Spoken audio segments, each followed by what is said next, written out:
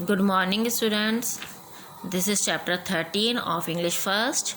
गुरुदेव रविंद्रनाथ टैगोर। रविंद्रनाथ टैगोर को किस चीज़ की उपाधि मिली थी? गुरुदेव कहकर सब उनको बुलाते थे, गुरुदेव। ठीक है, तो गुरुदेव कौन है? रविंद्रनाथ टैगोर। चलिए अब इसकी रीडिंग स्टार्ट करते हैं। Rabindranath Tagore was born on May 6, 1861 in an eminent family of Bengal in Kolkata. Rabindranath Tagore का जन्म 6 मई 1861 में कोलकाता, ठीक है, अब इसका नाम कोलकाता में बंगाल की एक विशिष्ट परिवार में हुआ था। It was not a most progressive province of India that time. उस समय में भारत जो है, भारत का यह बहुत ही प्रगतिशील, प्रोग्रेसिव माने प्रगतिशील और प्रोविंस माने प्रांत या राज्य, ठीक है। उस समय इंडिया का बहुत ही प्रगतिशील राज्य था। कौन? बंगाल। हिज फादर वॉज महर्षि देवेंद्रनाथ। उनके पिताजी कौन थे? Maharshi Devendranath. His family was closely associated. उनका जो परिवार था वो बहुत निकटता से एसोसिएटेड मान जुड़ा हुआ था। किसके साथ? With a great social and religious reformer. एक बहुत महान सोशल, सामाजिक और रिलीजियस, धार्मिक रिफॉर्मर कहते हैं सुधारक को, ठीक है, जो समाज का या धर्म का सुधार करता है। एंड प्रोग्रेसिव थिंकर, और बहुत ही प्रगतिशील सोच वाले थे वो। किसके साथ? राजा राम मोहन राय, ठीक है। उस समय में राजा राम मोहन राय थे, तो उनकी फैमिली इनके बहुत ही क्लोज थी, बहुत ही निकट थी। As a child Rabindranath was sent to school. बचपन में रविंद्रनाथ को स्कूल भेजा गया था। फर्स्ट टू ओरिएंटल सेमिनरी, पहले तो ओरिएंटल सेमिनरी में, and then to Bengal academy, और उसके बाद जो है बंगाल एकेडमी में। But he took no interest in the conventional type of discipline and education. लेकिन जो उनका इंटरेस्ट था, उनका मन था, उनकी रुचि थी, वो इस परंपरागत, कन्वेंशनल माने जो एक परंपरागत जो पढ़ाई थी, उनकी डिसिप्लिन था और एजुकेशन थी, उसमें उनकी रुचि नहीं थी। He use to spend much of his time in a quite garden adjoining to his house. वह अपना अधिकतर समय जो है कहाँ व्यतीत करते थे? अपने घर के साथ जो जुड़ा हुआ उनका शांत गार्डन था, बगीचा था। It was purchase by his father in 1863, जो उनके पिताजी ने 1863 में परचेज किया था, यानी लिया था। Letter he founded there Shanti Niketan, और बाद में ये किस नाम से जाना गया? शांति निकेतन के। Then he was admitted to saint Xavier's school Kolkata. उसके बाद उनका एडमिशन कहाँ कराया गया? उनका दाखिला जो है सेंट जेवियर्स स्कूल में, कलकत्ता के सेंट जेवियर्स स्कूल में करवाया गया। Where he completed his formal education having private tuition, जहाँ पर उन्होंने अपनी औपचारिक जो शिक्षा थी, ठीक है, यानी औपचारिक यानी जो भी उनको लेनी थी, वे शिक्षा लेने के लिए तो स्कूल में एडमिशन करना ही पड़ता है, तो वो जो औपचारिक शिक्षा थी वो ना प्राइवेट ट्यूशन, मतलब स्कूल नहीं गए, घर पे ट्यूशन लगा के उन्होंने पूरी की। On 20 September 1877, he went to England with his brother Surendranath Tagore to study law. 20 सितंबर 1877 में वह अपने भाई सुरेंद्रनाथ टैगोर के साथ इंग्लैंड गए। किसके लिए? इस लॉ की पढ़ाई करने के लिए, यानी वकालत करने के लिए।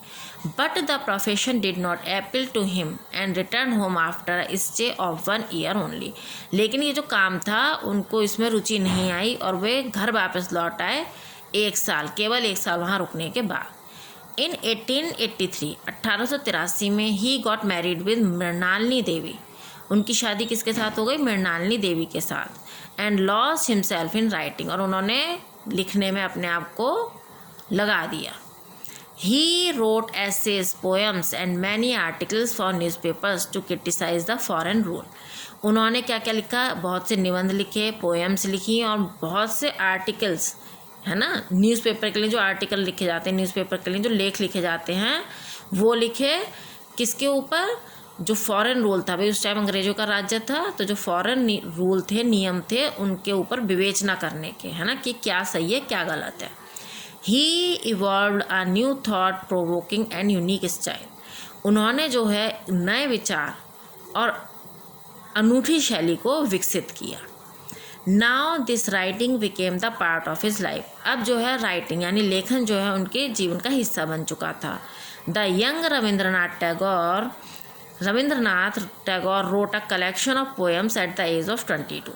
रविंद्रनाथ टैगोर ने 22 साल की उम्र में कविताओं का एक कलेक्शन यानी संग्रह लिखा, which was published in the name of songs of morning, और जो किस नाम से, सॉन्ग्स ऑफ मॉर्निंग के नाम से पब्लिश हुआ यानी छपा।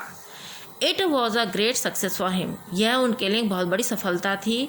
He wrote constantly and provided us a huge collection of countless songs, poems, essays, plays and novels. उन्होंने कॉन्स्टेंटली मान निरंतर लिखते रहे वो, अब विकसित करते रहे।